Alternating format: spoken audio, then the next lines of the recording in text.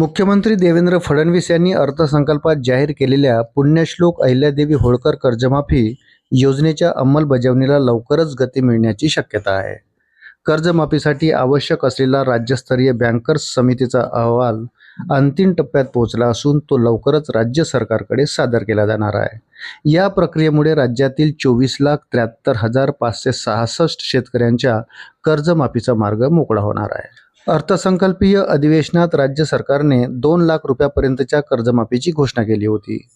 या निर्णयाच्या अंमलबजावणीसाठी सहकार विभागाने जिल्हा मध्यवर्ती बँका तसेच राष्ट्रीयकृत बँकांकडून थकबाकीदार शेतकऱ्यांची माहिती गोळा केली आहे। संकलित माहितीनुसार कर्जमाफीच्या प्रक्रियेला अंतिम स्वरूप देण्यात आलं आहे। राज्यात एकूण 1,33,00,000 शेतकरी असून त्यापैकी सुमारे 24,73,000 शेतकरी थकबाकीदार असल्याचे बँकर्स समितीच्या अहवालात नमूद करण्यात आले आहे। या शेतकऱ्यांकडे एकूण 35,477 कोटी रुपयाची थकबाकी आहे।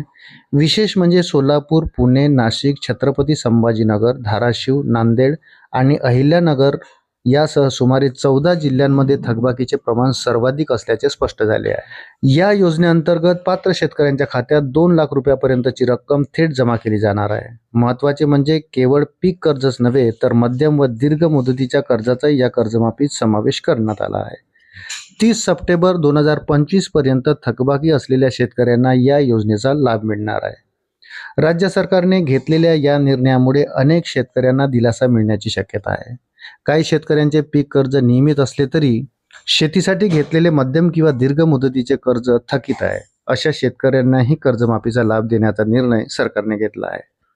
दरम्यान पीक कर्जाच्या परतफेडीची अंतिम मुदत साधारणतः 30 जूनपर्यंत असते। त्याआधीच कर्जमाफीची प्रक्रिया पूर्ण करण्याचा राज्य सरकारचा प्रयत्न असल्याची माहिती सहकार विभागातील सूत्रांनी दिली आहे।